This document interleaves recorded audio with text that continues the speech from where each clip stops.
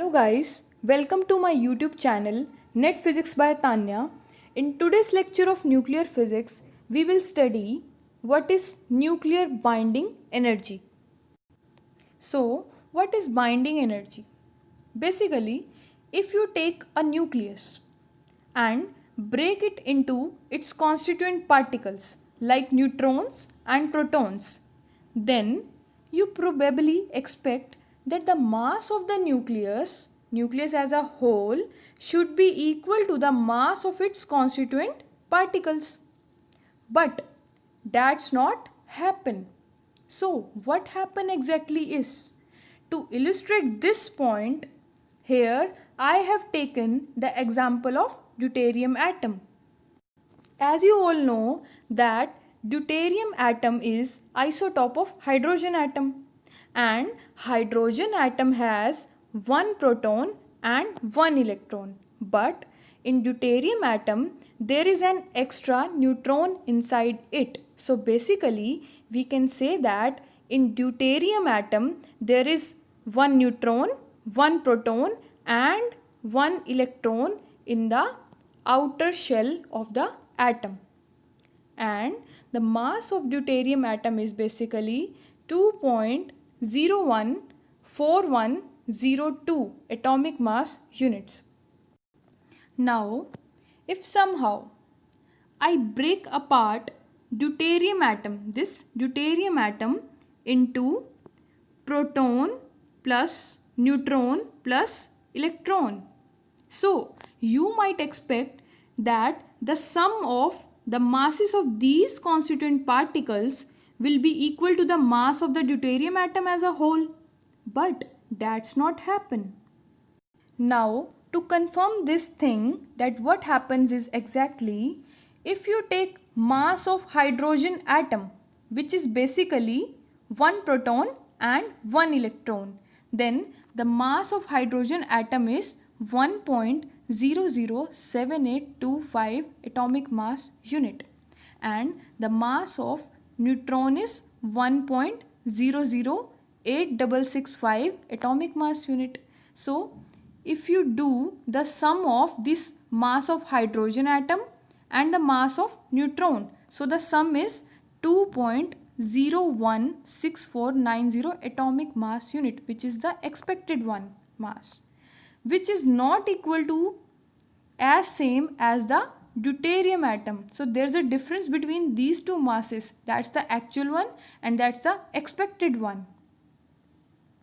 So what's happening here? From where this extra mass is coming from? So to check that, we just subtracted this expected mass and the actual mass. So after subtracting, we got this value 0.002388 atomic mass unit, and that's the mass defect. So you people might be thinking, what is mass defect? Mass defect is the difference between masses of the actual nucleus and the summation of its constituent particles. Now, one possible explanation would be, when the deuterium atom was formed in the first place from its constituent particles, some amount of energy was released in the process, and this mass defect basically corresponds to that particular energy. Now, how can we relate energy with mass? So, to discuss that thing, there's a mass energy equivalence. So, as you all know that the Einstein's famous mass energy relationship is E is equals to mc square, and the value is given by E equals to 931.49 mega electron volt per atomic mass unit if we convert this thing. So that is the energy for one atomic mass unit. Okay, and this mass defect has some energy associated with it, and if I multiply this energy with mass defect, then what will happen? The mass defect value was 0.002388. So we got 2.224 mega electron volt. So what's the conclusion? So One possible explanation for this kind of mass defect could be if I break apart the deuterium into its constituent particles, then I require 2.224 mega electron volt of energy to do so. So basically, we need some kind of work against the nuclear forces, which is holding the nucleus together to break apart into free particles. And in doing so, we need 2.224 mega electron volt of energy to break up the deuterium nucleus into its constituent particles of free neutron and free proton. Or else we can say that when initially this deuterium was formed, then this nucleus, then this is the amount of energy which was released in that particular process. So, to test that hypothesis, what we can do? We can bombard a deuterium nucleus with some kind of gamma photon, okay, having energy of 2.224 mega electron volt. And if the gamma photon has energy less than 2.224 mega electron volt, then nothing is happen. Deuterium will remain in the same stable state. However, if the energy equals to 2.224 mega electron volt, then the deuterium is going to break apart into hydrogen atom and a free neutron. And if the gamma photon has energy greater than 2.224, then the extra energy will be given as kinetic energy of the outer particles. So what's happening is we are bombarding a deuterium nucleus with some kind of this gamma photon having energy of 2.224 mega electron volt. And if the energy is equals to 2.224, then the deuterium is going to break into its constituent particles as hydrogen and a free neutron particle. So this brings us the concept of binding energy. So what is binding energy? Binding energy is basically associated with the bound system. So if there is a bound system or collection of particles, in that case, there is certain amount of energy is always required to break apart that bound system and to break apart that collection of particle into its constituent particles. Because we need to do some kind of work against the nuclear forces that are holding the nucleus together. So the amount of energy we need to provide to break apart an assembly of nuclear particles from the nucleus and to do some work against the nuclear forces is the amount of energy which is binding energy. And this binding energy manifested when the nucleus was formed in the first place. So when these free particles came together and form a nucleus, in that case, amount of energy corresponding to mass defect is released in the universe. And therefore, total amount of mass of bound system or effective nucleus is less than the summation of mass of the individual particles. And this gives us basically a way of calculating the binding energy of any kind of given nucleus. So, for any kind of nucleus, we can calculate the binding energy. So here it is ZXA. What is this ZXA? Z are the number of protons and N equals to A minus Z, which is basically the number of neutrons, where this A is the mass number. So the formula for binding energy for any journal nuclear system is given by this formula, that is Z multiplied by the mass of hydrogen atom plus number of neutrons multiplied by the mass of neutron minus mass of nucleus itself, and this whole term is again then multiplied by 931.49 mega electron volt. So here you can see the different values of particles for binding energy. Like for alpha particle, the binding energy is 28.3 mega electron volt. For oxygen, it's 127.62 mega electron volt. For bismuth, it's 1640 mega electron volt. So you can see the values, and you can also focus on the thing that with increasing mass number, we will require more binding energy to hold the nucleus together. So, to get idea about the stability, we calculate binding energy per nucleon. So, what is binding energy per nucleon? If I divide binding energy by the mass number, then we come up with a number which can be compared for different kind of elements. So, here you can see the different cases. Like for the case of deuterium, you can see binding energy per nucleon is 1.112 mega electron volt per nucleon. And for the alpha particle, you can see the value, that is 7.07 mega electron volt per nucleon. Similarly, for oxygen, it's 7.98 mega electron volt per nucleon, and for bismuth it is 7.8 mega electron volt per nucleon. So you can see binding energy per nucleon are comparable in all these cases. So now we create a graph and we will see binding energy per nucleon for all the elements. So here you can see in the graph that for deuterium, like here is the deuterium, binding energy is very less, that is 1.112 mega electron volt per nucleon. You can remember from the previous slide the value of this deuterium atom here. So that's why it is in the beginning. And then you can see the peak for alpha particle, here it is, which comes out to be 7.07 mega electron volt per nucleon. You can see from the previous slide the value.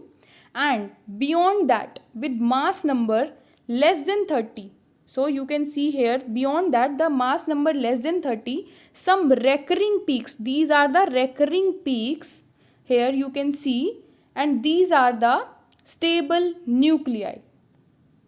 So here in this section you can see there are so many recurring peaks, and these are the nuclei which basically have a mass number that are multiple of 4, and they contain equal number of protons and neutrons. Because they are multiple of 4 and they contain equal number of protons and neutrons, they turn out to be exceedingly stable and have higher binding energy per nucleon compared to this their nearest neighbor. So you can remember which are the multiple of 4 here, that is helium means the alpha particle, beryllium, carbon, oxygen and neon. So with increasing mass number, the binding energy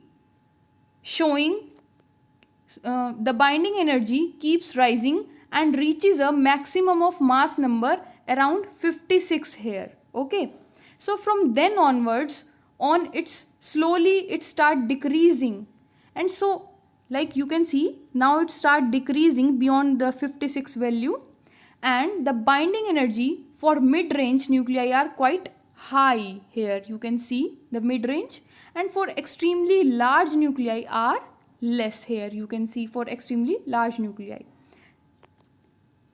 So what's basically the binding energy per nucleon is telling us? It's telling about us the stability. So basically binding energy is the amount of energy that requires to break apart a nucleus into its constituent particles, as I have told you earlier this thing. And if binding energy is less, then we will require less energy to break apart a nucleus into its constituent particles.